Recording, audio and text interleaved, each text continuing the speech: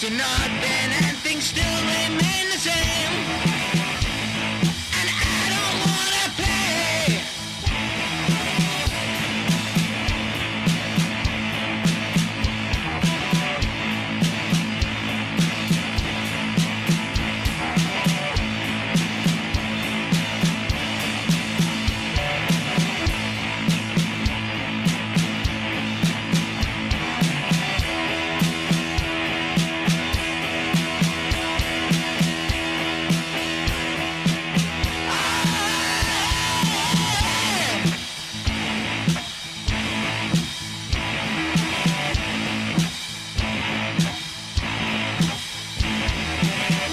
So you see that this is not the way to be, and the time has come to choose. If it comes down to a fight between you and me, then you are doomed to lose.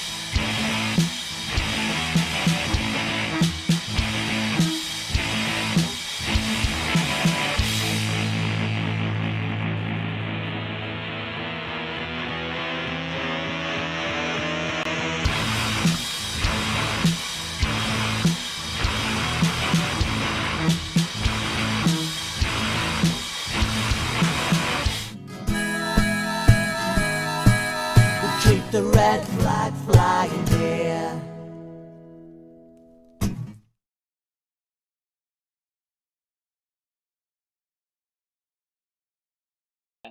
You just love it when you forget to put the mics on. Good evening. Welcome to Socialist Think Tank.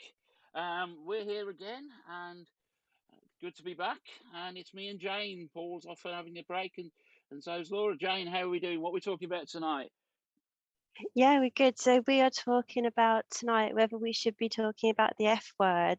So Mary Black, recently, a Scottish MP, recently made a very powerful speech in Parliament and asked, should we be talking about whether we're facing creeping fascism in the UK?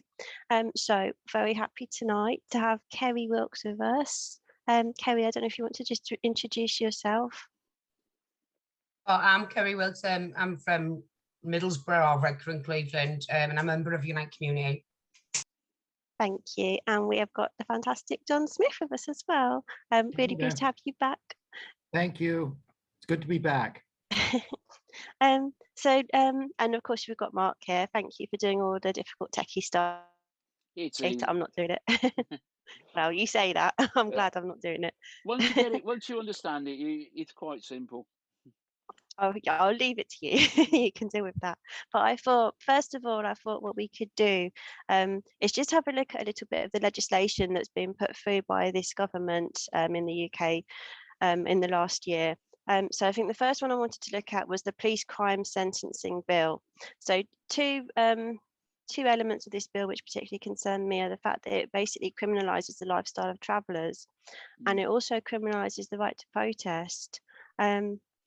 John, what would you find most concerning about that? Is that really a problem, or is this of course it's a problem? And, I mean, it's a major problem. And also why it is a problem is not only that it became law, but Labour didn't really fight it, which gives me great concern that should Labour win the next general election, that law is not going to be repealed.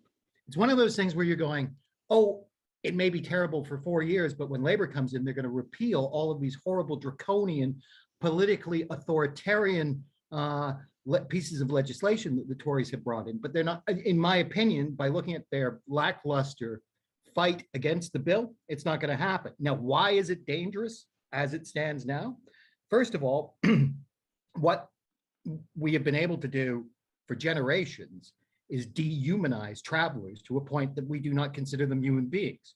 When you start considering other human beings as non-human beings, you go into Naziville. And that's basically what this is always about.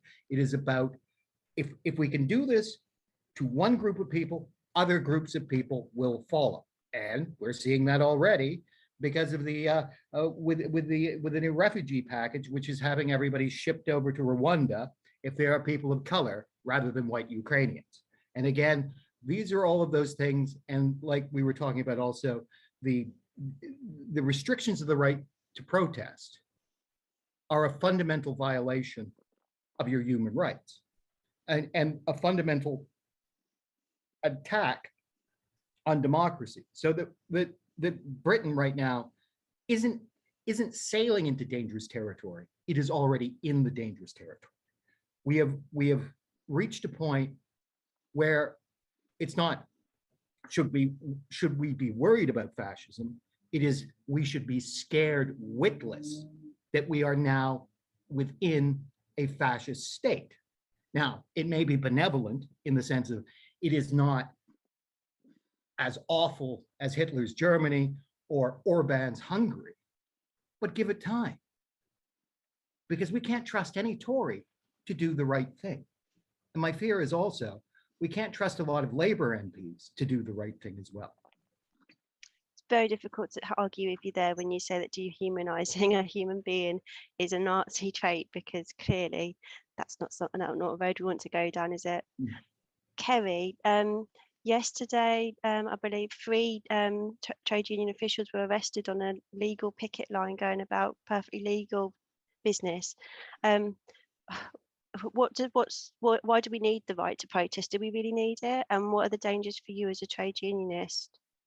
I think they're trying to close us down with the argument, and they're not winning the argument, and we, like the trade unionists, are, and that's a big, massive thing.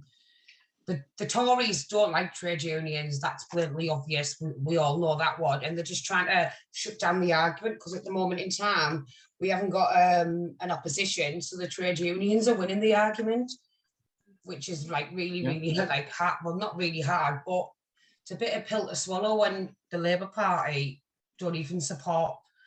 Like John's just said there, the Labour Party don't even stand up for the right to protest or anything like that, and are not screaming about this legislation. I mean, bearing in mind what happened with P&O a few months ago, are you surprised to see, and obviously it wasn't a P&O picket line, but are you surprised to see 3 peaceful picket line members arrested rather than the board of directors at P&O? No, because I think that Boris Johnson and his current cabinet are like Margaret Thatcher on steroids. Well, I thought that is. Yep. Well, it's bad, and that's just my belief. And I mean, we're only in with these, like we're only in, like it's bad. But Margaret Thatcher like built a way up where these are just going bang straight in, and they're making it worse and worse and worse. And yeah, I think it's Boris is trying to live up to Maggie Thatcher. Yeah, and I think Kerry's dead on. And the other thing is too is that what we always forget is that Maggie Thatcher would have been as bad as Boris, but she had to actually, the first thing she had to do was destroy the welfare state, which took 2 terms to do for her, and then Blair finished off the rest of it. All of those things meant that for somebody like Boris Johnson, his job is much easier to finish the task of Toryism and conservatism, which is to create a quasi-fascist state that has a certain degree of benevolence to people that follow in line with them, and total intolerance to the vulnerable, to refugees, to any minority group that they believe is a threat to the state or a threat to their control of the state. Absolutely, it's terrifying, isn't it? And I think these are big words, and I think that's the thing. We've shied away from the question for a long time, or I personally have kind of, it's been at the back of my mind, but I've shied away from it because I desperately want to think that we are not in that state. But when you read what's actually going into law, it's very difficult to deny. And when you see the parallels with things that have happened in other countries where, you know, I would say that they were certainly a dictatorship, certainly, you know, not a free place for people to live. Sorry, Jay. I was just going to say, my MP Jacob Young is one of the red wall intake. I call him the YTSMP because he hasn't got a clue. He hasn't, and he's more bothered about the Kent coast than the Red Car coast, about people coming over here. And if you look at, I can't look at it because I'm blocked, because I can't abide him. If you look at his Facebook, people are putting like massively racist comments, brutal comments, and he's liking them and leaving them on there, and he's igniting the hate towards like refugees, blah blah blah, and he's totally igniting it all. And I think that's a danger when you get YTS MPs, like trainee MPs, paper candidates who are now MPs, spreading hate like that, and you're getting, it's scary times, especially for us up here in the northeast. It's scary times. John, what were you going to say then? No, I was going to say that I think that we have to start recognizing that any democratic system based on first past the post is already not democratic, and that it's a tremendous impediment to Britain actually having a more pluralistic type of government with first past the post. So that's one of the initial problems, which is why the drift into fascism is so much easier, because people really are not able to make choices in their political voting in a lot of places that will actually change Westminster. Because if they are in a predominantly Tory constituency, it doesn't matter whether they're voting Green, Labour, Lib Dem, or whatever, it will be Tory. But if through removing first past the post and that sort of thing, then their vote does actually have an ability to count it. And the other thing is too, is like I said, and this goes back to it, that democratic institutions cannot have unelected second bodies as sober second thoughts. That's got to end. It's the 21st century. And again, all of those things moved us past the goalpost when it came to fascism, because the entire system of government is based upon 19th century ideals of what Britain should have been and was, which was an empire. Britain is no longer an empire. It may think so in the sitting rooms of Little Britain, but it is not in any reality. And the entire government structure is based upon an empire that doesn't exist anymore. And that's why it was so easily corrupted into a fascistic turnaround that we have with Boris Johnson. Mark, I mean, when John says it's a 19th century system, to what extent would you agree with that? Because I'm quite frightened. My head tells me that I don't think it's right we've got an unelected House of Lords, but my heart tells me how grateful I am that the Lords have blocked such absolutely devastating legislation from people we apparently democratically elected over the last 12 years. And I don't know what to think about that. I mean, I agree with you about the House of Lords. I mean, if it wasn't for the House of Lords, there would have been a lot more in that Police and Crime Commission sentencing bill that got kicked out, which is now having to go back in as a new bill. And you sometimes think, how much has the Lords, by not being quote unquote political, saved ourselves in not being political in theory, not being voted for by. Have they saved us from ourselves? I mean, we have to wonder how have we got to this stage? Sometimes I do think that we have to think about that. And one thing I wonder about, and I don't know if this is true, is that the left doesn't really have an idea of Britishness or of Englishness.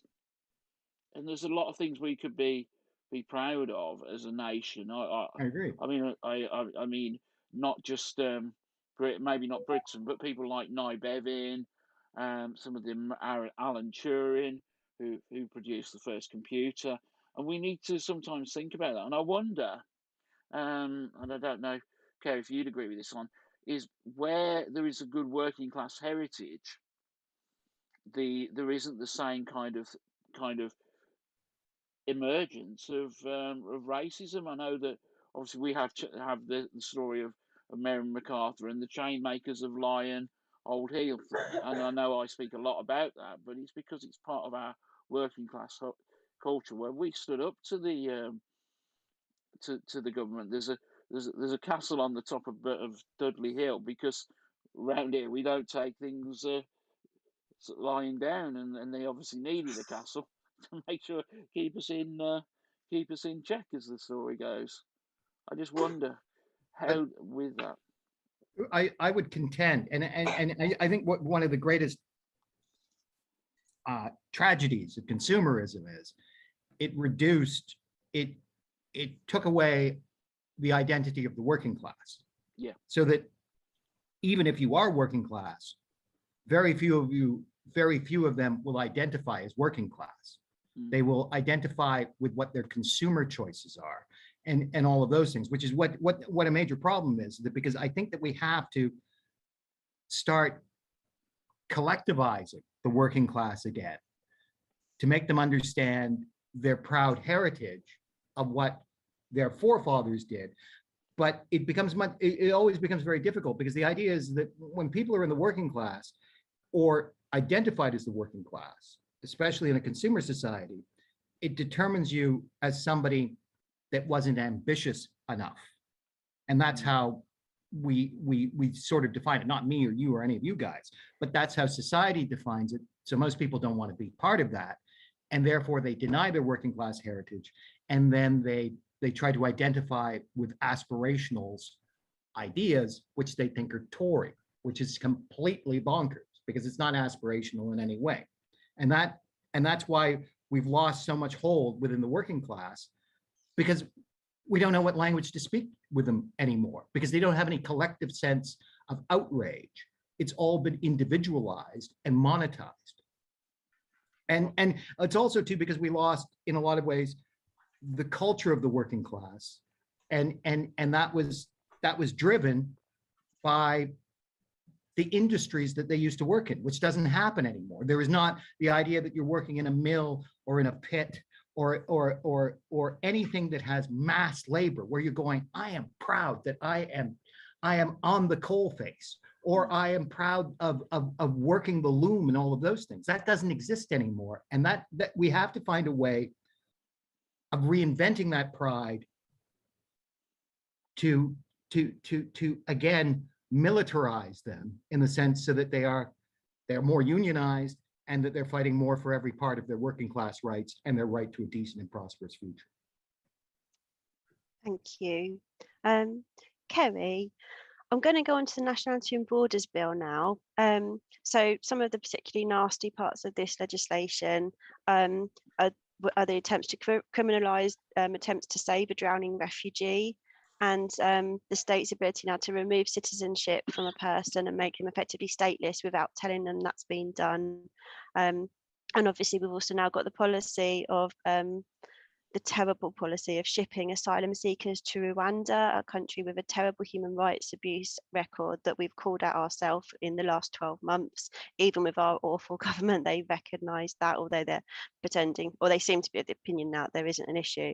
And obviously we've got the scandal, the absolute scandal of what was done to the Windrush people, and the absolutely appallingly shameful way that's been dealt with, you know, in terms of reparations and any sort of remorse or learning on the part of the government.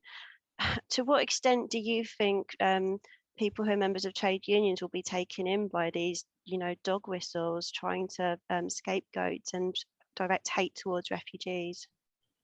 Sorry, can I just go back to what John's just been saying about the Tories and stuff like that? When you've got an MP, a Prime Minister who called people workers on letterbox and stuff like that, and you get Brexit, where I'm in a massively Leave area, 67% voted for Brexit.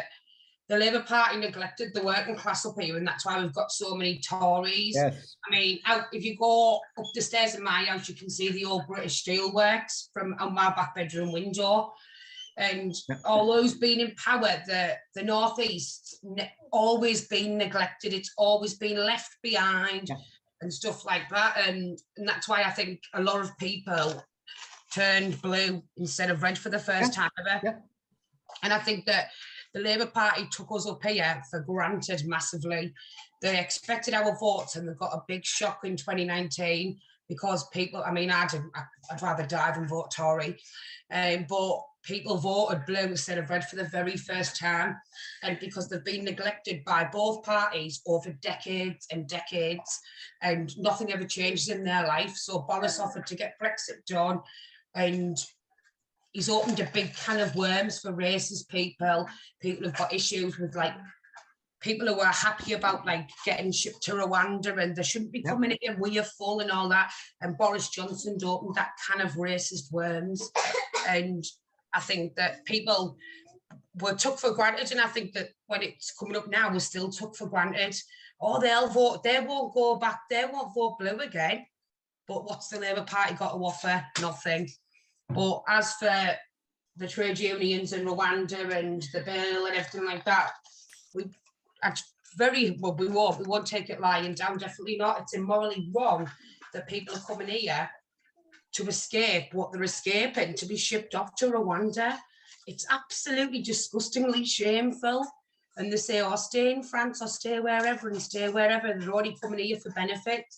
We are the country with the least benefits, like, who are going to give benefits. I mean, I think the last time I checked, it'll have been a while ago now, but refugees get £37.50 a week to live on. Could you live on £37.50 a week? Because I'm sure I couldn't.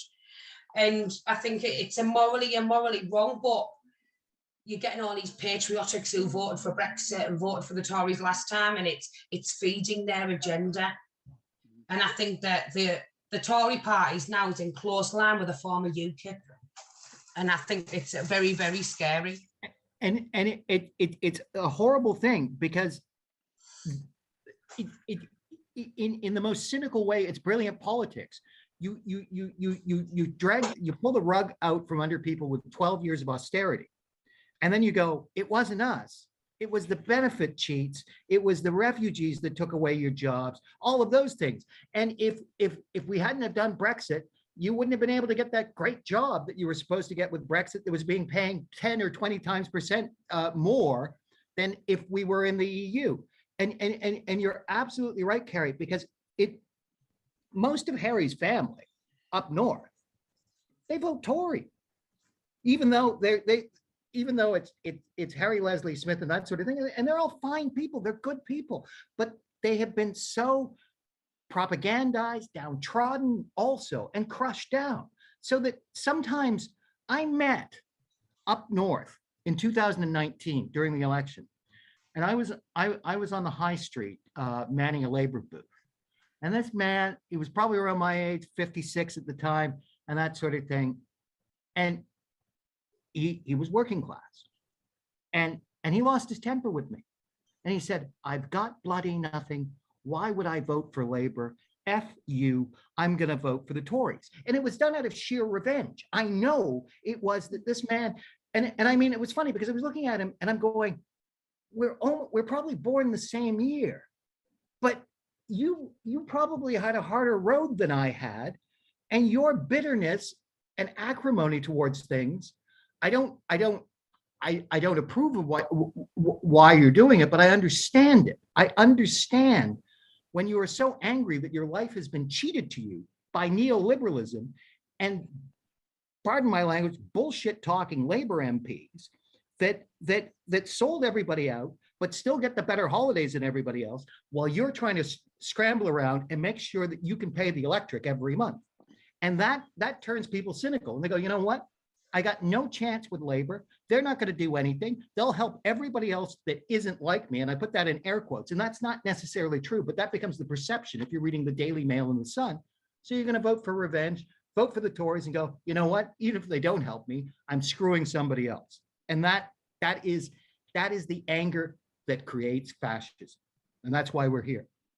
I completely agree with you, John, and I've seen that anger as well, you know, going out in 2019, and, you know, people who'd voted Labour all their lives who wouldn't even look at me, they were so angry, they felt that you know, the Brexit policy was a betrayal, and you can dig deeper into that, but there wasn't an opportunity to dig deeper into it because they were just so angry. You know, Yeah. it was a culmination of all the hardships they'd gone through, that them not being listened to and not being appreciated. And I think you're absolutely right, Mark. I think you wanted to add something there.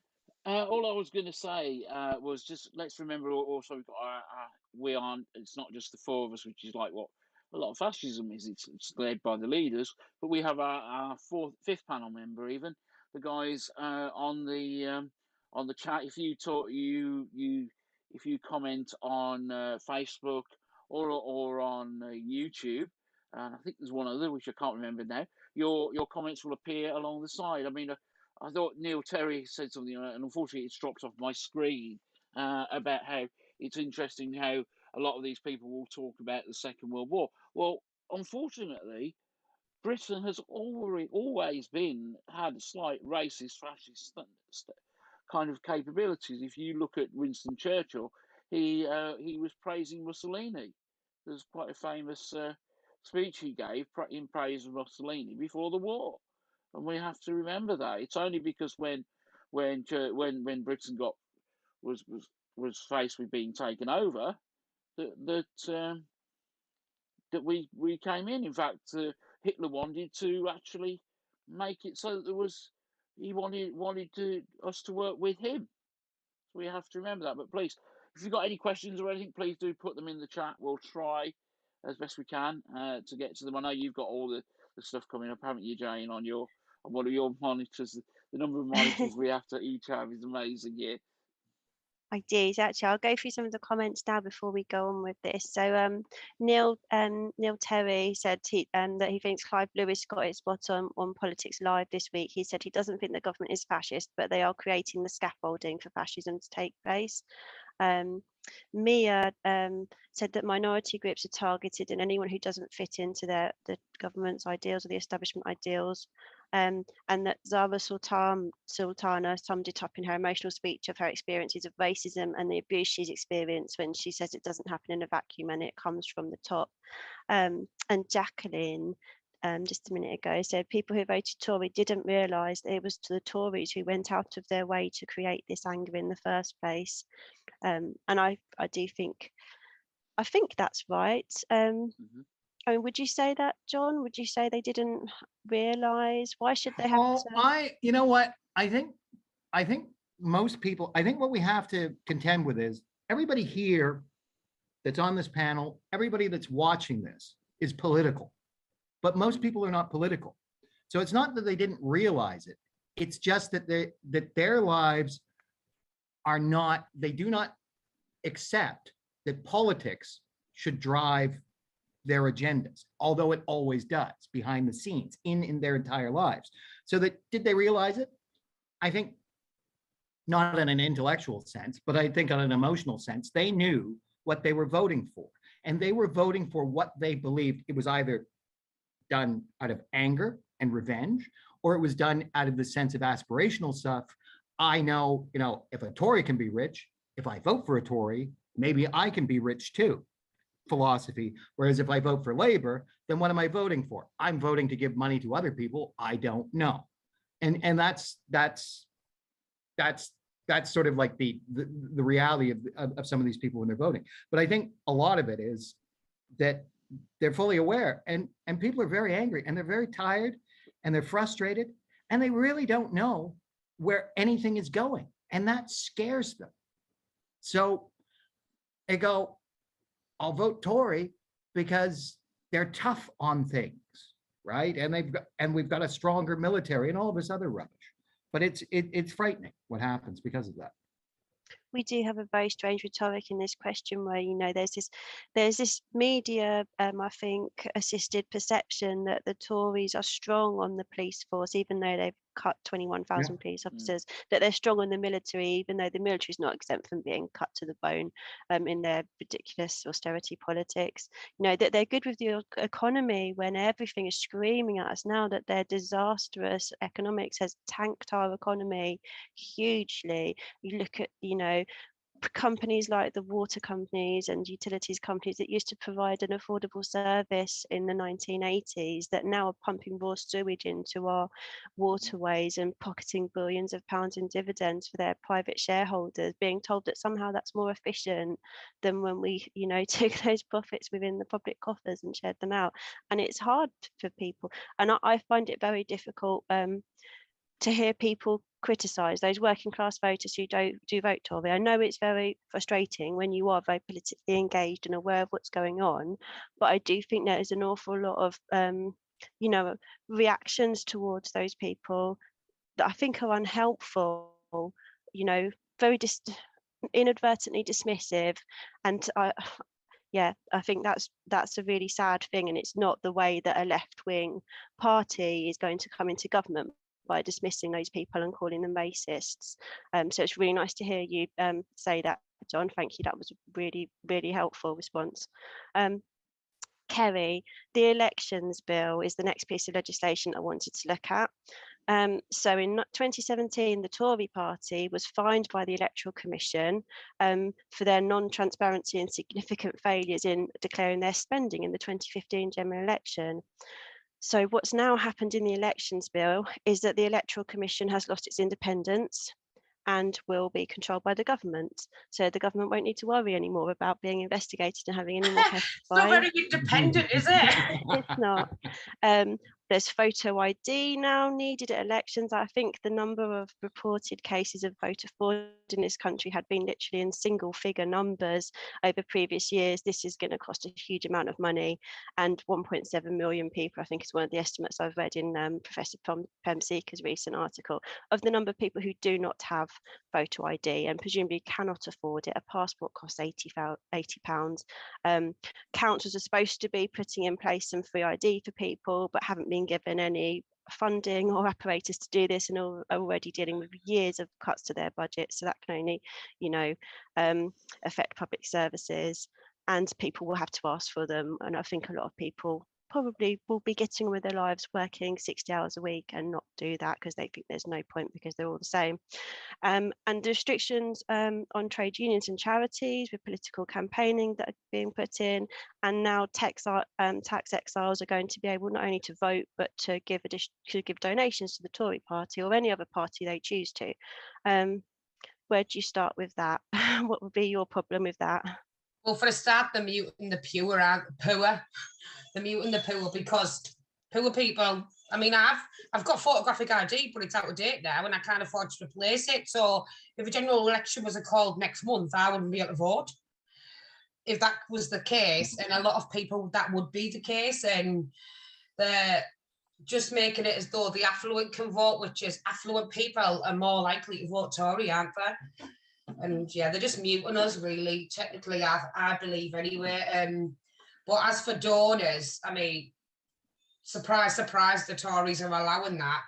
But in the same breath, look at Keir Starmer during the leadership election. He was mute about his donors, wasn't he? And he wouldn't publish anything.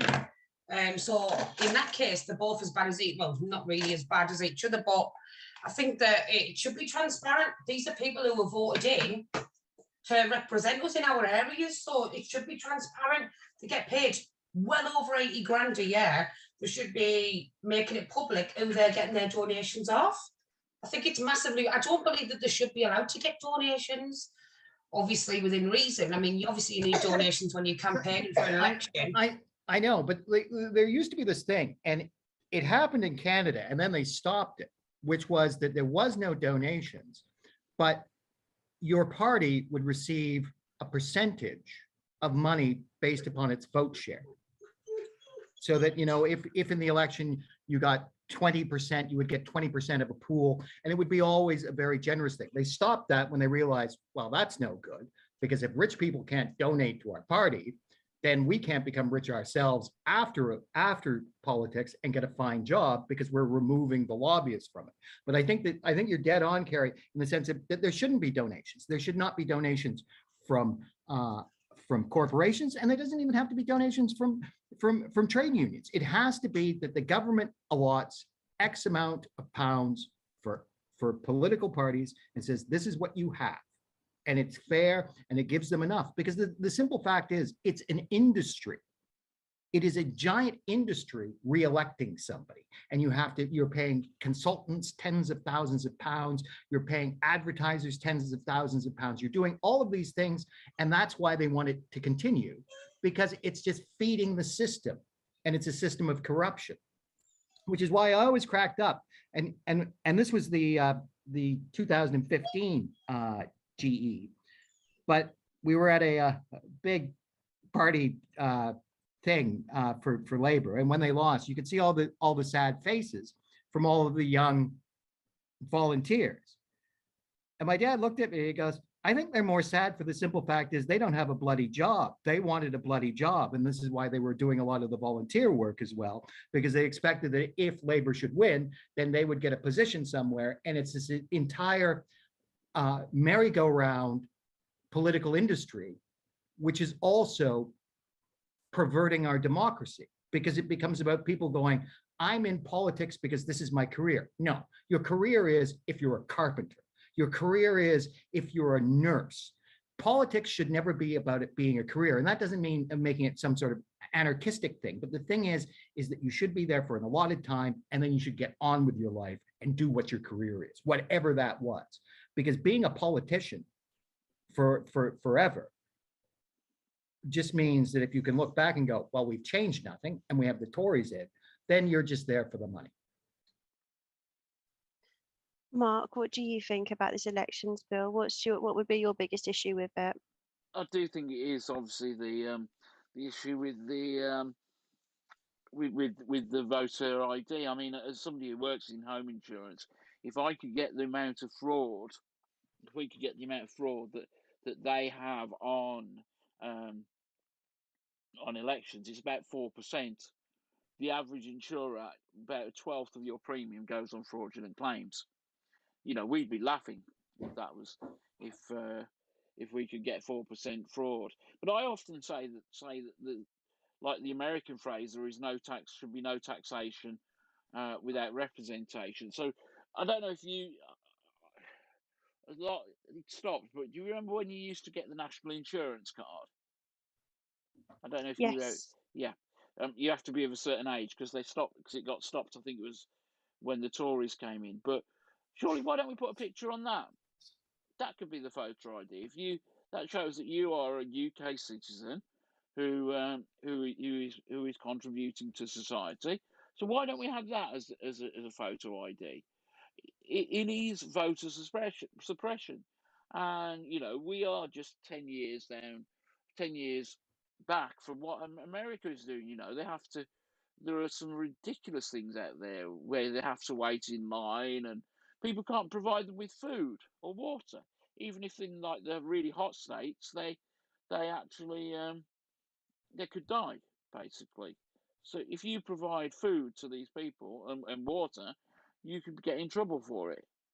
It is voter suppression, and I'm sorry, but I think we needed to call this out for what it is, and maybe we need the if you think about it, we always talk about getting out the vote, which is what people do in the Labour Party on the day, trying to encourage people to go out and vote. Or are we going to need to have a first tranche of that, where it's, do you have what you need to vote? Does that make sense? You know what I'm saying? Yeah. So we go around saying, oh, have you got your passport? Have you got this? Right, then you need to fill this form in to your local council. Stand up against that wall. Click. There's your picture. Let's go that way. And I think that's what a socialist people, we're going to have to work within these things. We have to cut our cloth by what we're given, if you see what I mean. But I totally agree with that. But I think, and this is again, I am totally against voter ID, the way it's proposed. Where I am also frightened is I still don't hear Starmer saying, if I am elected PM, I am going to remove these draconian laws. So it's going to be there because they know if we can win, we're going to win better if we have voter ID. And this is the problem. So it becomes that the left has a massive problem because they've got nobody really representing them in parliament anymore in any way, shape, or form. Trade unions don't really have any. So that this fighting to bring people out to vote is sort of going to be interesting, because I'm going, we're going to get them to vote for a law that labor is never going to repeal. So that we're going to have to continuously do this every time, right? And it will become, well, it was always there. Well, no, it shouldn't have been always there. These things should be on the election manifesto. These are the things that we will remove within our first 3 months of office, 6 months of office, whenever. And, or if we are going to have voter ID, it is under the condition that it is the law that everybody has to vote, which means that we have to provide you free voter ID, and therefore you should get, then you're going, fine, we're going to have voter ID, but it's the law that everybody has to vote. And we will find a way to give you that ID and make sure that you have the least possible hassle in voting. And that's not going to happen because they don't want everybody to vote, because if that were to happen, they would lose the election. Which is what's just happened in Australia, isn't it? Because I believe they've got compulsory voting there, and despite the Murdoch press coming out in favour of the Conservative party or their version of it, Labour have won. Kerry, did you want to come in there? I think if you're eligible to pay council tax, you're eligible to vote. Exactly. So I don't believe in any of this photo ID in any way, shape, or form. I mean, you're more likely to be able to get a fraudulent passport, driver's license, photo ID than you are to fraudulently not pay your council tax. My feeling is there were more fraudulent claims for COVID contracts issued out by the Tory government than there ever have been for voter fraud. And that's the question. The people that are committing the fraud aren't the voters, it's the government. They're judging us by their standards. Yeah. I mean, you could go back a few more years and ask whether there were more fraudulent expense claims from MPs on a, significant salary than there were cases of reported electoral fraud.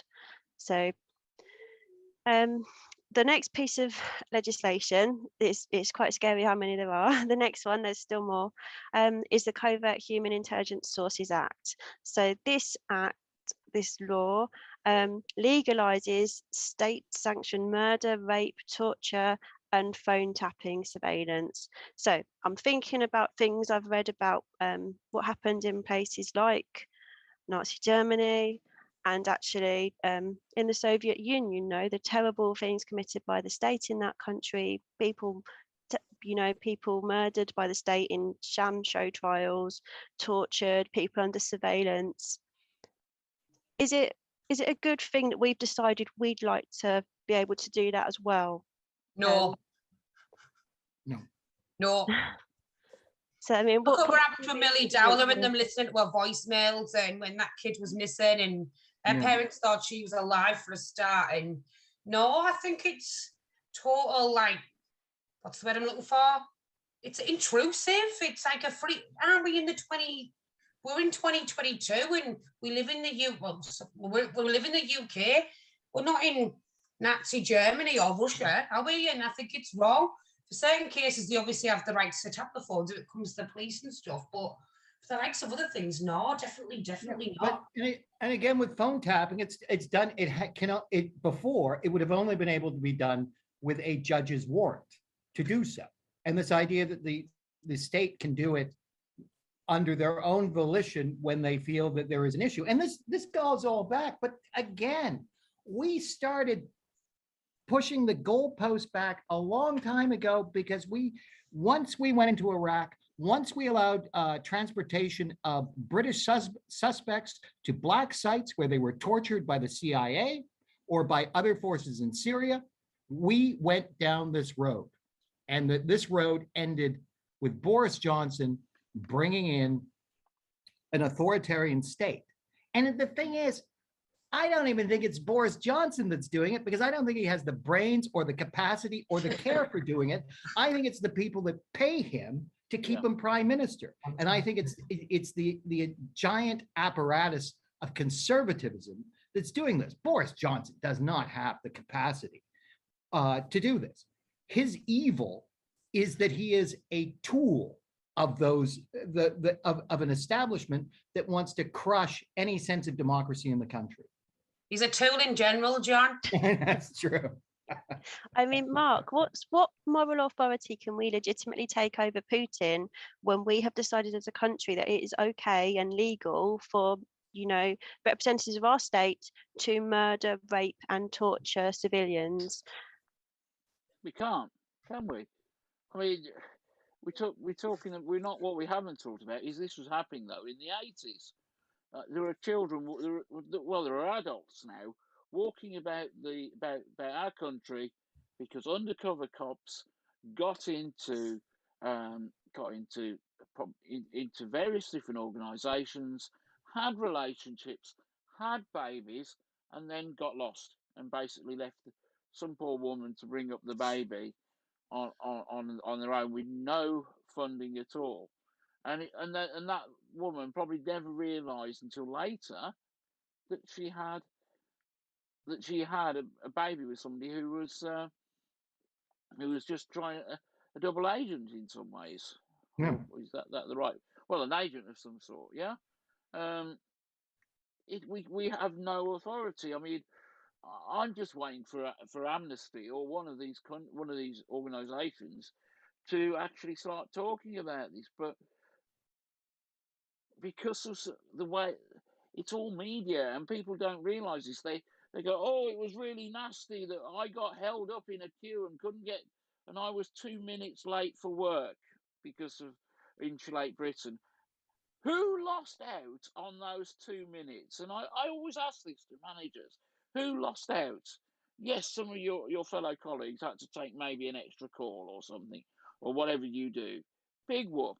I mean, I'm sorry, but I think we need to start thinking about this and what have you, and we have to realise these are dangerous pieces of legislation that we would have gone into other countries to because that would make them evil and wrong and bad and what have you, and it makes us more close to the Stalinist Russia than we actually were than they like to realise. I mean, I saw where was it on? Was it on?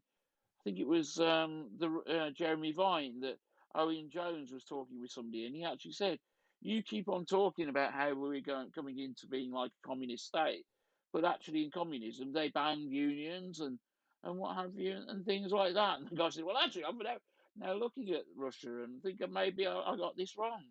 I don't know if you saw that piece between Owen and I can't remember the gentleman's name from Jeremy Vine. I think it might be even Jeremy Vine Extra that was on. Thank you. I mean, I'm really struggling. I'm really struggling to understand why a civilian murdered by a British state representative is less of a bad thing than a civilian murdered by a Russian soldier or a Soviet soldier or, you know, or a Nazi policeman. I can't understand why that death is okay, why that's right, why we would ever need I can't. laws. And I mean, I think there's been some comments from the viewers as well on this. I think it was Mia mentioned on the Victoria Derbyshire show, going back to 2020 Labour leadership campaign, a woman asked a civil question. This is about funding for the the leadership campaign. And she was told told not to be ridiculous, and the mic was taken away from her, so she couldn't ask about it. So I know this is a different issue, but people just seem to be closed down when they ask these inconvenient questions. And is that why a lot of people aren't aware that these things are happening? Or I mean, do people know these things are happening? Do they understand it? I think the simple fact is they don't care to know, and that's the issue. Because, and again, some of that is it is just I have to always reinforce this idea that all of us, regardless of our abilities, has some form of political agency to understand things without knowing theory or anything like that, because we are all capable of some form of rational thought. And even in a totalitarianism, because my mother grew up in Nazi Germany, and she said there was enough people that knew it was all bollocks, and that that they knew, but not enough people, because most people go, I have to get on with my life. I have to figure out how my kids are going to get to university. I have to figure out what I'm going to do for my summer holidays. And this is because we don't make politics the core of our education system, where the idea of politics and the idea of being a citizen with agency to make decisions about the state. And because of all of those things, we go, you know what? It's above our pay grade. We are just these small cogs in a wheel. And that way we allow ourselves the luxury of turning the other way when evil things happen by our nation. And it means, and it doesn't mean, the ordinary person in Halifax that's just trying to get by is not responsible for the immigration bill.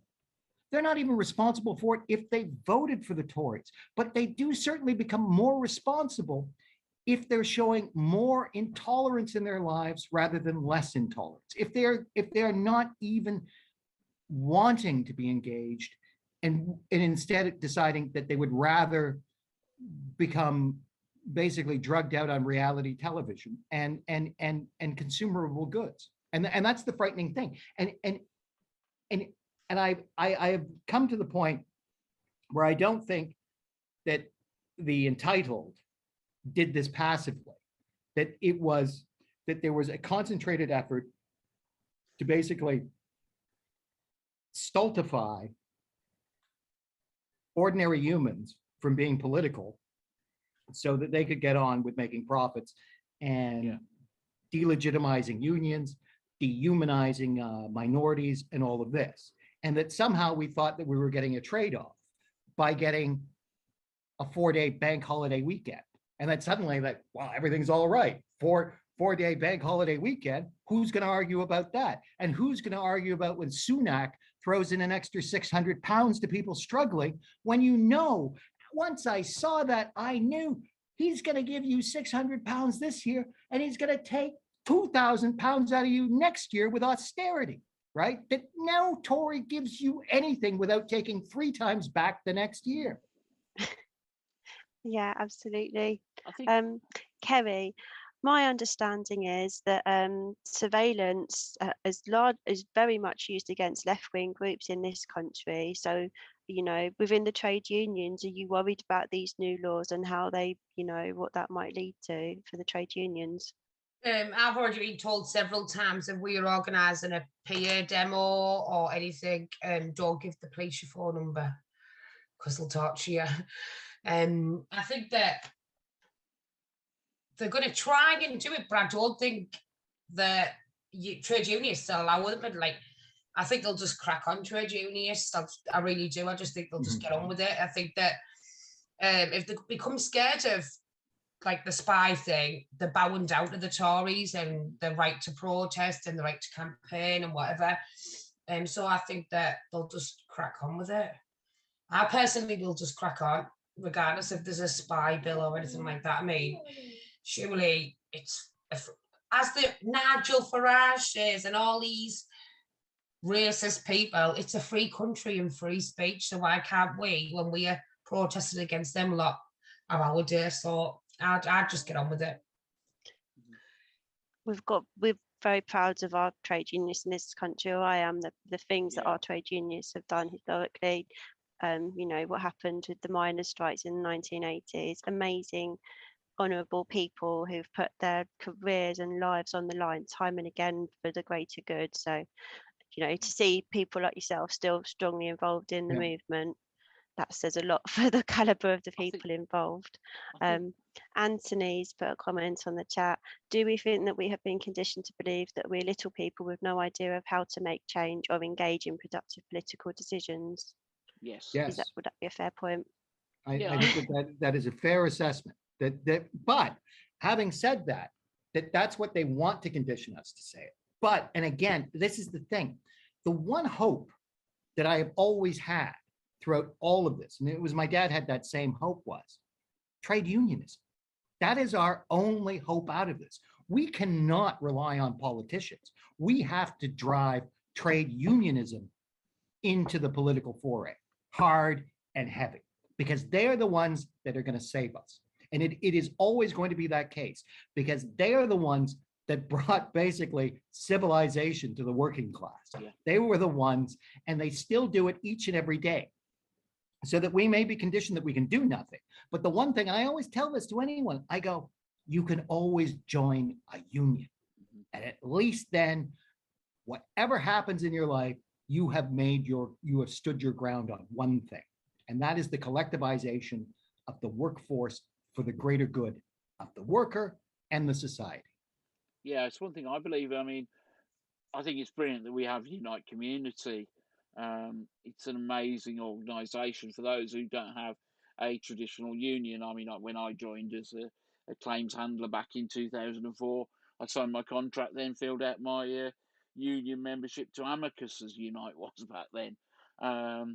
But we have to support things like Unite Community, Yep. International Workers of the World, is it, or something like that? And there's a number of other organisations. But we've got to think that there's a lot of people go, I'm not political, me. As long as I'm reminded of that quote from Orwell about as long as people have their beer, gambling, and football, they're happy. And we have to say, well, you might not be into politics, but all the decisions that affect you are political. Everything is political, and we need to educate people, especially because I think we're going to. I mean, I don't bet, but I wouldn't mind putting money on in the next year or so, we will probably see a general strike. And I'm often reminded of the picture of the, I think it's Egyptian workers, from obviously the time when the Egyptians were bigger. And there's the master, and he's cracking his whip over them. One stands up, and they all. And he carries on. A number stand up, and he carries on. But then there's the final meme picture of it, where there's all of them standing up, and he has to bow down. I heard a quote, and I'm not going to quote it for verbatim, but it was something like, "Nothing happens without the express will of the working class. Nothing gets turned on, nothing gets done." And we need to realise that, and we need to be explaining what happens in a strike. I'm glad again with that thing I was mentioning about Owen Jones, that he did make it clear. When people go on strike, they do not get paid by their bosses. Yeah, there might be some strike pay, but it's not that brilliant. Yeah, I want to, Kerry, did you want to add anything on that actually before I go on to next? It's just about Unite Community. Unemployed people can be a member of a trade union, and you get a lot of the protection that trade union working people get. And when it was last year, we campaigned against the removal of the £20 uplift to universal credit. We got that, our argument got that extended for 6 months. And although that it got removed in October, utterly shameful, immoral Tories removed it, we won the argument and we got it on the agenda, and it's still getting spoken about now. So if you are unemployed, a carer, disabled, or anything like that, and you want to be a member of a trade union, but you're not in work, join Unite Community. It's the best thing I ever done. Yeah. And it achieves really, really good things. I agree. Unite, got a lot of time for Unite Community. So I think that in the same way that the gig economy has really been very damaging in terms of trade unions and people feeling a sense that they have any sort of power as a worker at all, and that they can take collective action, I think what's been done to our education system is also very damaging and far-reaching. So education is the next subject I wanted to look at. So not looking at one specific piece of legislation here, but it is already the case that schools have been banned from using any sources that are not specifically supportive of capitalist systems. Now, that's, for me, that doesn't really seem like a democratic way to be doing things. It's something that I'd expect to hear about the Soviet Union, that they were told, you cannot teach anything that doesn't specifically support our system. What I'd expect in a democracy is a system that shows you there's this way, this way, this way, and this way, and these are all the good and bad things about all of those, and make your own choice. We've also now in the last week had reports of a new, the new process has been introduced already, but in the last week, the results of the first round of universities being assessed to see whether they're allowed to continue providing teacher training have come out. So most universities, I think 80 out of 216 passed. So about 2/3 did not pass the first step, which means that they won't from 2024 onwards be allowed to continue doing teacher training. So one of those that didn't pass was Nottingham University, who's got a very good reputation for their teacher training, and only 2 months beforehand had been given an outstanding accreditation by Ofsted and praised for their excellent standard of teaching by expert tutors. Cambridge University, who you'd think might be well up there, decided not even to enter into the process because they felt that it might be too restrictive on what they were allowed to teach. So they'd rather opt out of it completely and not be, not be allowed to continue doing teacher training. The second round is about to open, and there are concerns being raised that this is going to now put restrictions on what they can teach in teacher training and what sources they can use.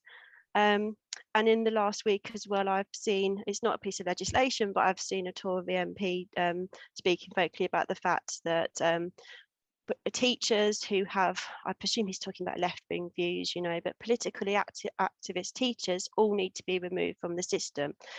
The next day, I happened to be reading a book about how in 1938 in Vienna, the new Nazi administration removed all teachers of an undesirable political leaning from their posts. So I find these three things all very concerning. John, I mean, from what you know of the English education system and from those measures, is this significant in the way that people feel excluded from politics? Is it linked? Of course it is, right? Because it's this idea of that, and it's also because, and again, what the Tories have been trying to do and all of that stuff is recreate the culture wars that are in the United States and transport them into the UK. So what they're talking about political things is, we don't want you talking about trans rights during your school curriculum. We don't want you talking about certain other things and that sort of thing, but it's to control the narrative. But it's really about not talking about economic situations, human rights abuses, and all of this stuff, and turning basic education into a utilitarian craft, as if you were making a bootmaker rather than a functioning citizen of a 21st century complex society. And that's why it's really dangerous. And because if we remove the ability to teach divergent political ideas in school, because most people are not going off to university to take an undergrad in political philosophy. They just don't have that ability or the time or anything like that. So they're going to lose out of all of this stuff. And then that means that they don't have it at school. They don't have it in their workplace because their workplace isn't unionized. They don't have it in their home because everybody's scrambling in the gig economy. So they don't know why they're oppressed.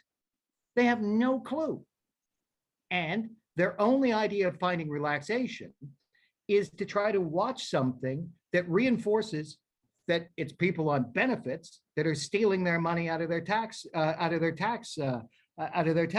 or watching something about about how refugees really are having a lovely time in Rwanda, and that this was the most humane thing to do. And it is absolutely the nightmare that George Orwell was talking about through his political essays in the 1930s, but also in 1984. And it's one of those things, and I remember 2 years ago, I was talking about this on Twitter, about the growing fascism.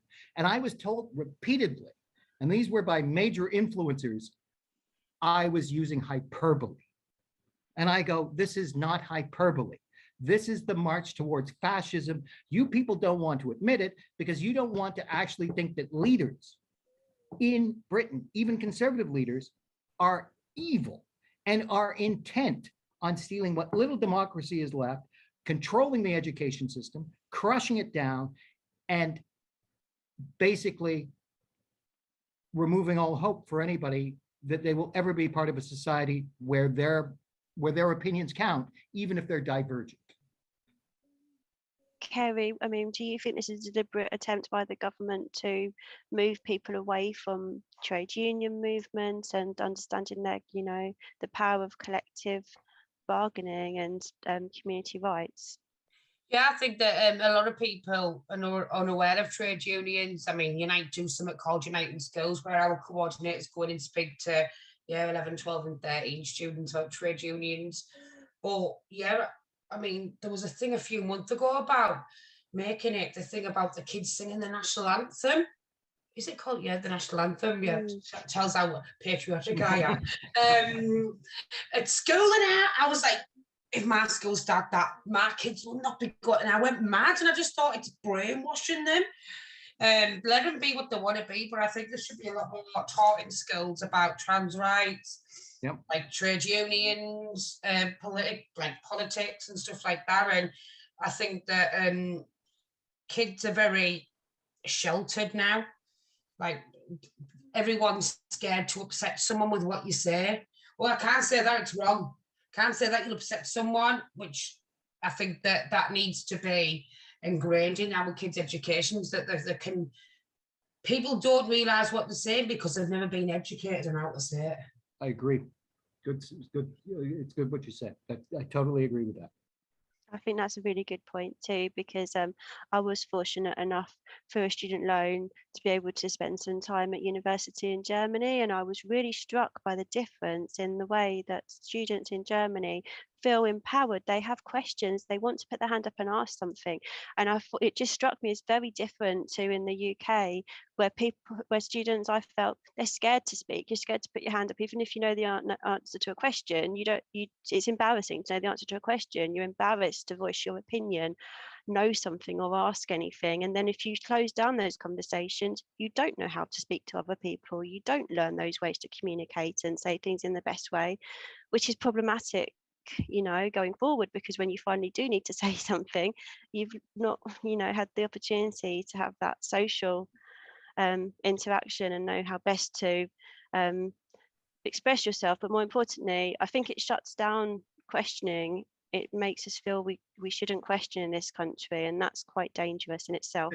And it's also too because they also want to knock down two other factors, because a lot of this too has to do with the climate crisis, and they don't want, and the climate crisis, and also the continuation of COVID. So they don't want scientific discussion. They don't want anything that will upset the apple cart of their profiting off of our misfortunes.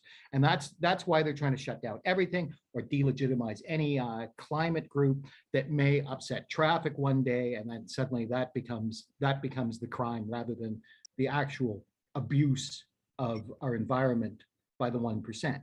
And this is the other thing, and I know this is just an aside, but I always have to say this. When I say that the ordinary person is not responsible for a lot that goes on in politics, I also mean that too for the environment. And the idea that we've collectivized our blame for the climate crisis, when the blame can be slowly put to everybody in the 1%. It's not my, if I forget to put my beer tin in the recycling bin, I'm not the one that destroyed the planet, but big oil and their billions of pounds of profit polluting the planet are the ones that did it, not us. Mark, what do you think about this? I mean, I'm just reading some of the comments, and does anybody remember that song last year that they tried to get all the kids to sing on one day, and it was just chintz, for want of a better term. And unfortunately, our chat moves very quickly, so it's very hard to, unless you have some, which I don't have. Somebody said about, apparently there's a new Jubilee song, which is I dread. It was funny. I'll watch the Novara video. They've put out a little clip, and it is hilarious. It's very funny. I'll have to. Was that on yesterday? Because I was out, unfortunately. No, it was the show before, but it was the very last item in the last few minutes. I don't know if you missed it. I probably did, knowing me. I think I had a meeting on. It was Wednesday, wasn't it? Then I was so. in a meeting on Wednesday, unfortunately. So, but it wouldn't surprise me. I mean, so many people have been saying about it's not the national anthem is not for this country, it's for the Queen, which yeah, you know, I'm not totally against it. I'm not totally for it. I love that way some people actually do talk about Jerusalem, which some people actually think of as the UK Christian Socialist anthem about bringing God's kingdom on earth, which is very interesting. Which I do like to bring that in when somebody starts bringing that up from a more right wing perspective, say, "Oh, you're going to sing the Christian Socialist anthem, are you?" Jerusalem, but that's another thing. But there does seem to be a very large polarity of trying to get people to think in a certain way. You know, as you say. I was just thinking about how the Nazis removed certain teachers, and it's been done throughout history. I mean, in Rome, as it went between Christian and pagan, different people were removed from their teaching places. It always happens, and how are we going to deal with this? I just don't know. Well, you say it always happens. I thought it always happened and that we were now more civilized than that. So I'm really disturbed to find out that apparently we're not. Um, I want to move on now to the Human Rights Act. So they'd like to scrap the Human Rights Act, and they're going to rewrite it. Now, bearing in mind what they've put into the other bits of legislation we've discussed, I'm quite frightened about what's going to come out and stay out of that and what even might be put in. I mean, Kerry, do you think there's a need to revisit the Human Rights Act? Do you think we should scrap it? Do you think it needs to be Definitely not when it comes to these lot in charge. Definitely not. Definitely not. I think they're already breaking some people's human rights already. Yeah. I think there's been, I don't know whether it was a bit of a spoof, but I spread an article this week that the DWP are wanting to check claimants of benefits bank accounts, and they can do that, which was quite scary. No, definitely, I think that the Human Rights Act should definitely stay, and there's another lie from the Tories because they said during the Brexit thing that the Human Rights Act would stay in place. They might just twig it a bit. People do realise that the Human Rights Act was written by British lawyers after the Second World War. Well, actually, I wanted to speak to John about. John, what do you think your mum and dad would think about the fact that what we've already done with sending asylum seekers to Rwanda has watered down our obligations under the Geneva Convention in 1951? When you think about where that came from, what had just happened at that time and why that was written? You know, I know. Now, my mom would have been horribly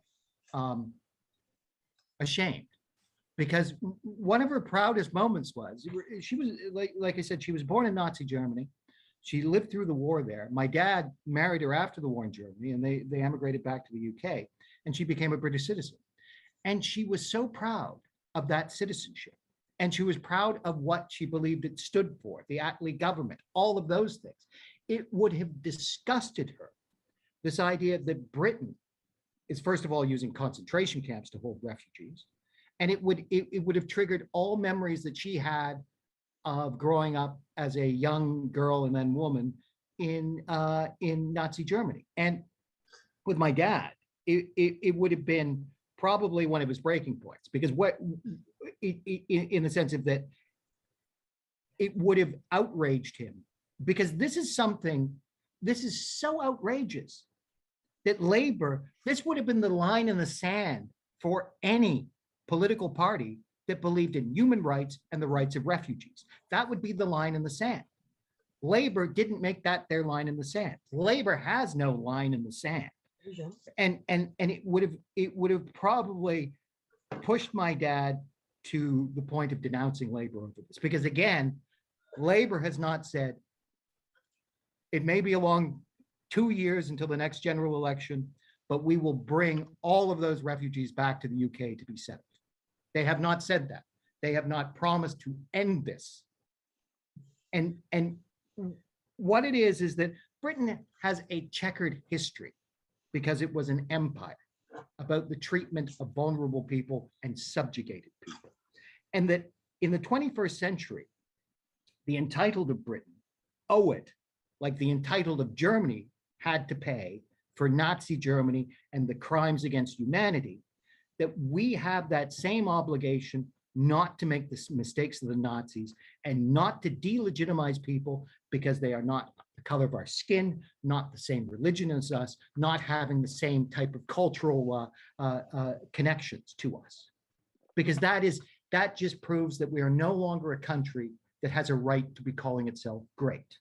We are using refugees, specifically non-white refugees, as the scapegoat and as saying we're too generous and we have to curb these things. And then using Ukrainian refugees to buy votes more or less and manipulate the system and say, look, we brought in all of these Ukrainians, so we don't have to worry about any other refugees and we're tough on Russia.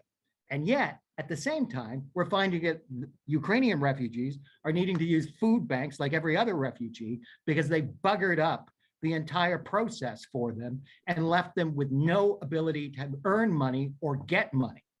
And so that now their sponsors are running out of money and everybody's being sent off to food banks. But getting back to the refugee issue and my parents, it would have disgusted them.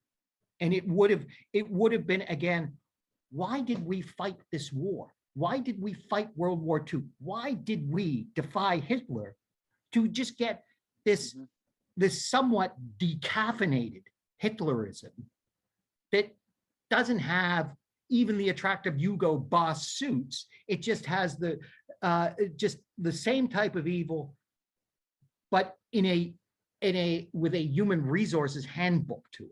And that's it's just no longer acceptable. And this has got to stop.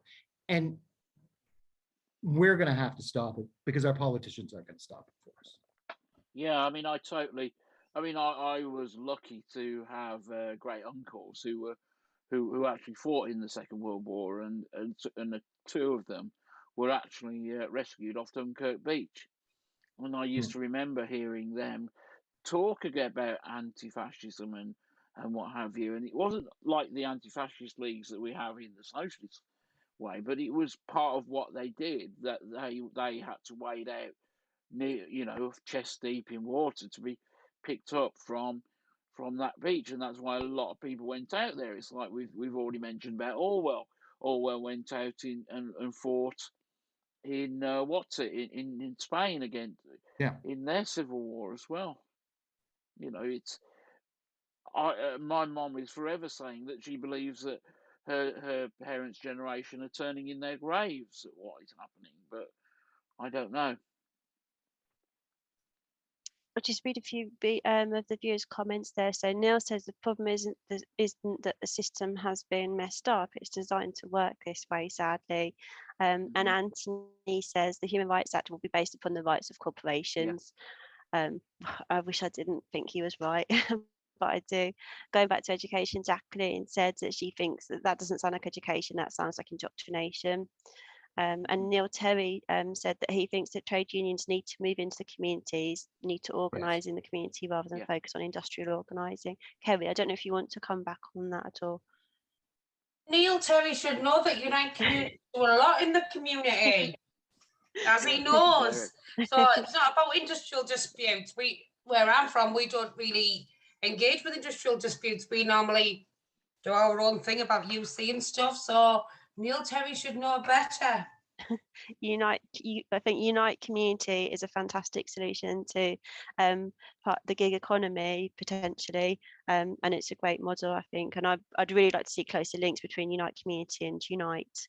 That I think because I know my husband's Unite Community, I'm Unite, and I know it's very separate at the moment, and I'd really like to see the two within our area interacting a little bit more. But it's just great that Unite Community exists so far, I think, and it looks like it's going in a positive direction. Yeah, it is. But I think that coming back to what they said about education and the Second World War and everything like that, that make Britain great again, as we've heard the Tories say, is absolutely so hypocritical. Make Britain great again, as long as you're white and you earn 100 grand a year, you can come here by all means. Or these people from Syria and wherever, where we caused their destruction of life are not welcome here. So it's just double standards and it's just so hypocritical. And as for coming here, where I'm from, I'm in the northeast, where I'm from, we don't, like, where I live, it's not very multicultural at all. It's far from.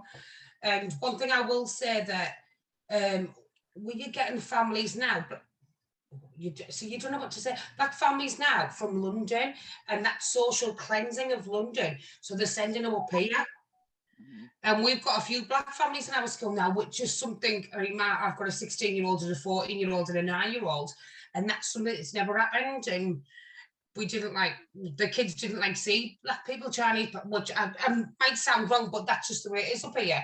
Where now the social cleansing in London because their face doesn't fit because they live in social housing or whatever. So they're shipping them up here, which is kind of like, in theory, what they're doing, like refugees from, and they're shipping them off to Rwanda, where they're shipping people from London, more affluent London, up to the northeast, which they haven't give two hoots about for decades. So it's a bit of whatever. Well, I mean, with London, you know damn well that ethnic cleansing has a lot to do with real estate, and it's that you're going that you can make a lot more by turning things into fancy apartments rather than social housing, and that's all of the developers pushing this ethnic cleansing up into the Northeast and everywhere else, which are depressed areas to begin with, and not giving them any of the social needs and housing to create a proper transition, which again will cause tensions, and it will create prejudices that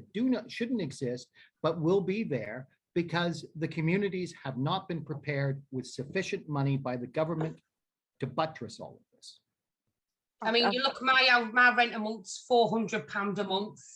Where you look at a social housing house in London, how much would that be? 1,000? Oh, probably more. I mean, this is something I think really I'd like to do a whole show on this, because this is a huge thing that I think a lot of people don't know about, and just how many lives it's impacting and destroying, because you've got to think those people are being moved away from, the place they've grown up, all of their social support networks, and then obviously with the communities they're going into not being given the additional infrastructure to deal with the extra people going into those communities. There's so many issues about this. It's the same thing what the Soviets did under Stalin. It's internal exile. The media doesn't call it that, but that's what it is. It's internal exile. If your entire kith and kin are in London, but because you're on benefits, they go, right, we're going to move you 300 miles away, bugger you. That's the same thing what the Stalinists did to people when they needed to move around people because of political reasons, and our reasons are just economic and to a degree political. And it's again, why are you getting rid of the Human Rights Act? Because that type of movement of people is against the Human Rights Act. Yeah. I mean, I think that obviously, sorry, Jane, I think that obviously people will know up here we are a lot more friendlier than Londoners in general. We'll say good morning, we'll say hello, where a lot of Londoners just wouldn't even blink at you. So obviously it's a culture shock for them if I go, oh, are you all right? Or morning, or whatever like that, and they look at you a bit funny. So that's called, like, people will be thinking, like, from where I'm from, people will be thinking, oh, well, I tried to say hello to her and she was an ignorant whatever, or he was an ignorant whatever, because it's a culture shock to them because they're not used to it. Like up here, what is like down south, and it's a culture shock, and I think it's very unfair on them. Yeah, I agree. I think one of the things that bothers me about this government is the double, the language they use that suggests they're doing something different to what they do. Because Anthony in the comments has mentioned, trouble with what they're doing to cities is they're gentrifying these areas that remove the affordable housing within cities. And affordable housing is a very interesting term now, because affordable isn't actually affordable for most people, but they're allowed to call it that. That's right. And I'm aware we're already at 23 past 10 already, but there's just a couple more bits I want to cover, so I'm going to go on. Now, the next bit isn't a piece of legislation. The next bit is a lack of legislation. So I have an issue with the lack of legislation around the climate crisis and what we are going to do about implementing green energy. And Kerry, I want to ask you, why would a Green New Deal have been good for workers? massively good for workers. It created thousands of jobs and stuff. Rebecca Long Bailey had it on the point, and she had something, and she had it on the point.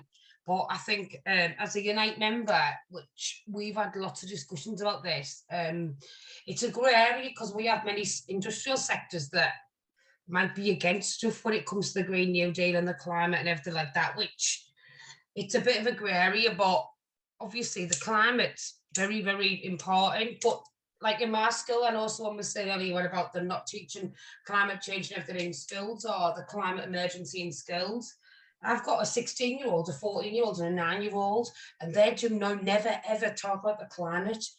They don't get taught that in schools, which I think is wrong. And they go, "Oh, just shut this in the bin, man." I'm like, no, it needs to go in the recycling. They don't get that taught in schools either. But I think I'd rather not keep strong, but I'd rather not say a lot because it's a grey area in Unite the Union. What I mean. Really? John, do you think it's justifiable in any way to not have any policies in place to put in major restructuring at this point to put green energy at the top of our priority list? Oh, I know, it's got to be at the top of the priority list. This is our survival as a species depends on it, and it depends on us doing it in the right way. And unfortunately, I don't think we're doing it the right way, because we keep on saying your life is going to be totally the same, except you will be driving a car that is driven by a battery. You will get the same trips down to Spain on the easy jets and all of this stuff. And it is again, we did this with COVID. We give the wrong signals to people, so they go, I guess that's all right. It's not that dangerous. And it's the same thing with this. A Green New Deal will be very good for the economy. First of all, doesn't matter which Green New Deal it is, it would be a good for the economy, but we have to make it that it is about more than the economy. It's about changing everything. And this is the joke. We're not going to change everything. So it's sort of like we're like the lemmings on the cliff, and that cliff is just going to top us over. Because, and it's not, we don't want to change. We all here want to change it. It's the Boris Johnsons of the world, and it's the Starmers of the world. It is the Tony Blairs of the world. It is every piece of entitled person in Britain or any other country doesn't want change, because change means loss of wealth, loss of power.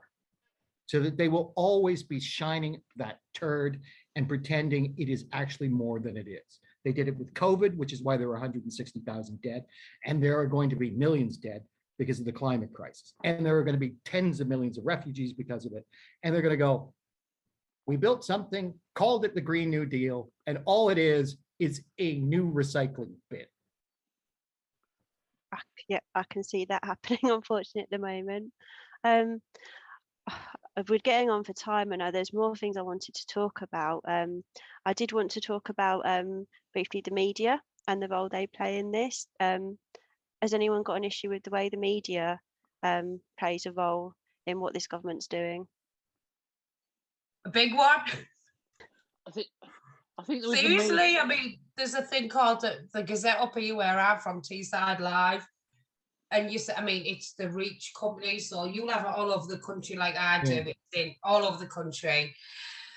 Oh, benefit claimants to get a £650. And the way they spin it is just causing hate against the benefit claimants. And I mean, like, I think they put it about £650, but they don't realise that 40% of claimants of universal credit work, and they don't spin it like that. And it's absolute garbage, dog poo, I won't swear, dog poo journalism, and it's just massively wrong. And the irony is that company is the Daily Mirror. Even scarier. That Reach is the Daily Mirror's parent company. I didn't know that. Yeah, that's the joke. That's the most frightening thing. That, you know, and that's what scares me about the concentration of media in communities, because the local newspaper, if it was independent, used to be about the community, but because they're now part of these giant conglomerates, and they know that what sells is benefit cheats, right? Getting people wound up and angry about something when there are no benefits cheats. It is the smallest, most insignificant thing that is happening in this country, and yet the news media and journalists wind people up. And I really have no, I know some very good journalists, but most people I don't have time for. I don't have time for any of them because they're making their wealth at perpetuating the status quo. And they're wind up merchants, even on the left, going around doing all of the talk shows, and it's changed nothing because they don't want to change anything, because if they change something, they no longer get a paycheck for advocating sort of outrage, but never any essential, how can we stop this? Right? You know, and that sort of thing, which is why the only newspaper of record that always stands pound for pound for what they speak of is the Morning Star. Right? I have seen them, and I have absolute respect for them in so many ways. All of their journalists there are doing one thing, which is fighting for the common good. I faced the media abuse as a UC claimant and stuff like that. And I'm a widow, and I'm faking being a widow to claim universal credit, as some of the comments I've heard. And it's a bit like, wow. And I'm quite a feisty person, and I will tell people to do one. But it still hurts to hear that, doesn't it? It still hurts. It's these small-minded morons who were conditioned to believe everything that the Tories say. It's like the brainwash. Oh, I must think what Boris says. All these people are against me. Like someone's put on Facebook earlier on, it's not the people in the dinghies that are impacting your life, it's the people on the private jets. Yeah. I think that being... Oh, sorry, Mark, go ahead. And the people in the limousines, people don't, you know, I've seen the quote several different ways. It's not those that arrive in dinghies that have that affect your life. It's those that arrive on private jets and limousines. I mean, there's a great cartoon, and it has obviously a contractor of some sort on a building site. So he's got his high vis and his hard hat on, and there's I don't know if you've seen it. I'm going to stick it up on at least on the West Midlands Socialist think tank, because I regularly share it, and it's got three people. You've got an immigrant, this guy who's a contractor on a building site with his high vis and his hard hat, and it looks like what's his face, Rupert Murdoch. Rupert Murdoch.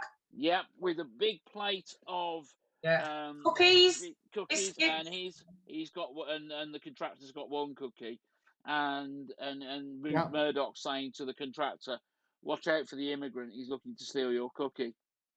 And I think that we need to say that. And also, I want to give out a big solidarity to Neil, who's one of the photographers who works for Morning Star. It's great to have you in the chat, and as a fellow member of STT Talk, we keep on wanting to record them, and we have to. He's freelance. Oh yes,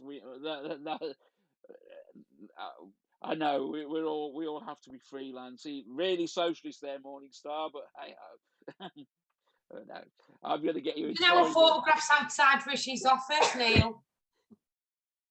I wanted to round up actually. Well, there's one last question, but before I just ask that, going back to Mary Black's speech, she said that fascism doesn't march in jackboots. Fascism comes through the othering of other people and cruelty. And when we think back to what we've been speaking about tonight, dividing and scapegoating, travellers criminalised for their very way of living, refugees scapegoated and hatred directed at them, disabled the way they've been treated throughout this pandemic and through the austerity measures of the government, things like the bedroom tax, and it's just disgraceful. People receiving benefits, the absolute hatred directed at people by the media, and the way a Tory politician can stand on TV and suggest that if you're not working 3 jobs, perhaps you should be before you think about complaining. It's just absolutely disgusting. And now attacks on teachers for being, too politically active. All the hallmarks seem to be there to me. And I did just want to go around and ask, John, what do you think we can do about this? Because we can't just stand back. I think, and I think everybody else will probably agree with this, that I think we have to start mobilizing now for a general strike. Yeah. I think that this is the most essential thing that we have to do. I do not think that there is time to wait. I think that we have to harness that anger for the right thing and start shutting down the entitled profits. And whether that's targeted general strikes, and we also have to start making a list of MPs that may be labor, they don't have to be in our constituents, that are not friends to the worker. And that has to be, because you know what?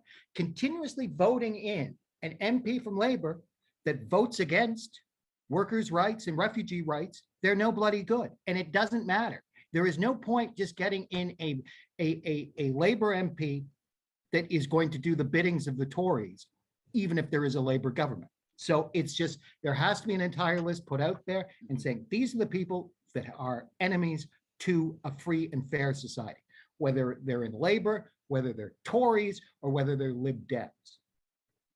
And I think that the only thing is, and I kid you not, what will be the precipice? Because I do not think, I do hope that we can get a general strike, but I think that the only thing that is going to save Britain is Scotland's independence, because it will be the greatest wake-up call. And hopefully that will give England's head a shake, and that then they will decide to have a society for and by the people. And that is what I think we have to do. So I think we have to go for general strike, and we have to start targeting in the sense of reporting on MPs that are not friendly to the worker, even if they are labor, because we're just perpetuating their paycheck for nothing. Thank you. Kerry, what would you suggest? I think when it comes to benefit claimants and stuff, you need to get out the streets and organise like the TUC demo on the 18th of June. Mhm. We need to get it in the media. We need to get people speaking about it, get it on the agenda that what the Tories and everything are doing is wrong. And I think that, like John said there, get these so-called Labour MPs who fit the Tory agenda gone. And I think that we need to like get people elected. I mean, I know I've seen a list about the regions or the areas that are now allowed to choose their parliamentary prospective candidates for the next general election for Labour.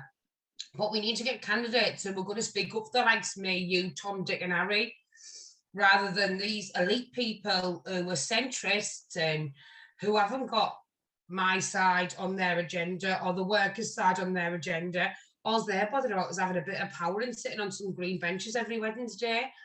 We need to have proper working class people back in the Labour Party, not Keir Starmers and all that. We need to have the likes of, not me, I'd make him a bad MP, but like working class people back in the Labour Party on our side, on like the people's side, like me, who claims universal credit. I'm a carer, the workers' side, and I mean, what do I have in common with Keir Starmer? Now, what do many people who normally vote Labour have in common with Keir Starmer? I think that we need to get rid of all these diluted, like Tory lot out of the Labour Party.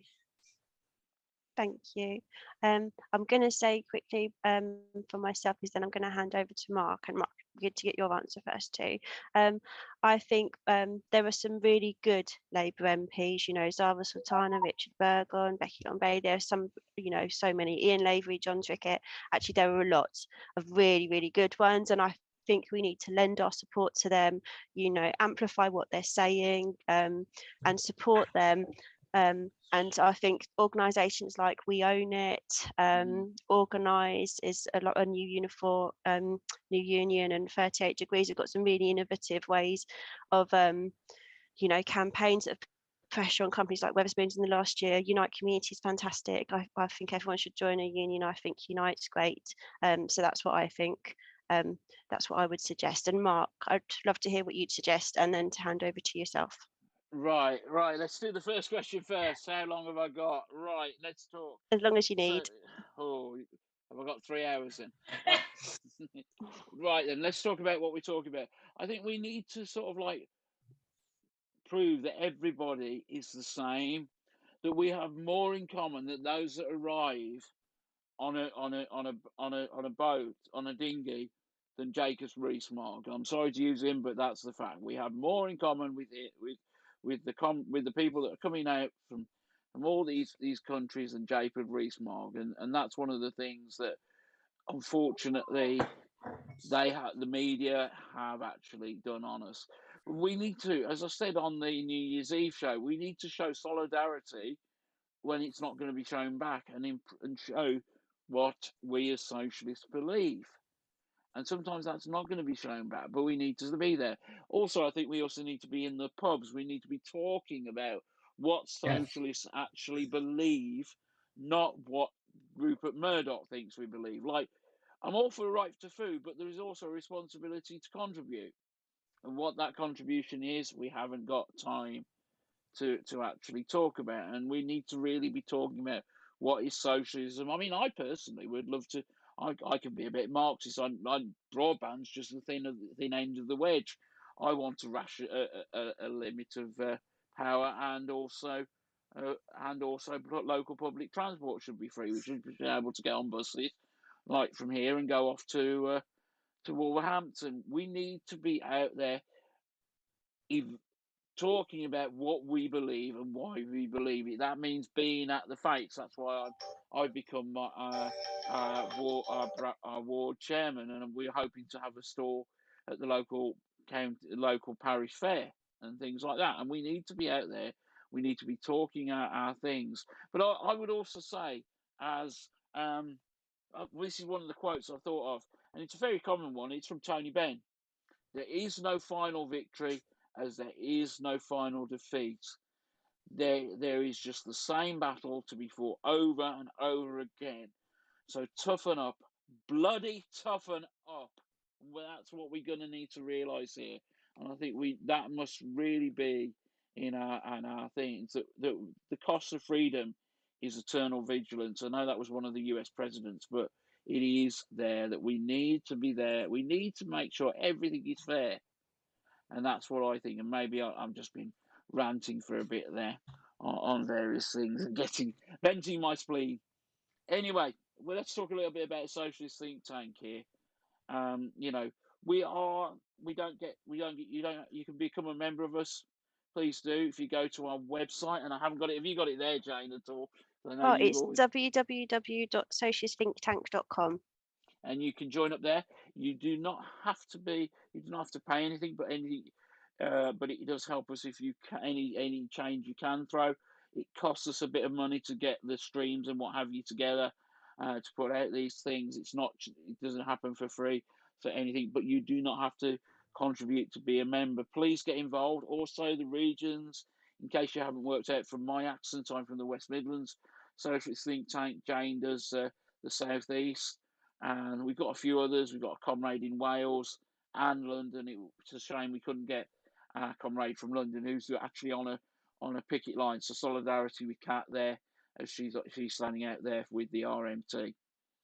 We'll be back next week with Tuesdays, I believe. Political Political Unmuted is on. Unmuted. Cause you seem to be a regular member of that now, Jane. I'm a sub. I'm a regular sub. So You're the regular sub. You're the sixth man. Anybody who remembers basketball will know that one. But yeah, I hope you've enjoyed the show. Do share it. Do like it. It helps us. If you can get on YouTube and like and share our streams, also on Facebook, just go through a few and like them. It helps with the algorithm. That is going to help us, because we're not going to have the main media again on our side. Do like and share our stuff so people can talk about what we're doing. Thanks for coming on, John. I know we were very, very quick to. It was a bit. It was my pleasure. I always like coming on. It's great, and we love having you on. And your Cheers. father did so many good things for us, and we are building on the shoulders of giants. Mark, sorry to butt in. John, your book. Sorry, yes. I just wanted to mention the book that John's written because it needs badly to be published. I really want to read that book. And a good socialist publisher would be great. This is not about making profits or anything like this. This is about getting the word out about Harry Leslie Smith, especially considering that next year would be his 100th anniversary. And I think the thing is that it is so important that we remember the Harry Leslie Smiths of this world, of that generation, rather than the bloody Captain Toms. And it is on a personal level. I love my dad very much. I think he did fantastic work in his last stand. And I'd love people to read my book because it's about him, me, our family. And it's also about his connection to the working class of Yorkshire and all of England and Britain. We need to make that happen. Yeah, man. All right then. Well, we'll see you on Tuesday with Political Unmuted and all the team. We'll see you next week. I'm sure there's going to be a few more shows. Thanks for coming on. We'll see you next week. Thanks. Bye. Bye. Keep the red flag flying.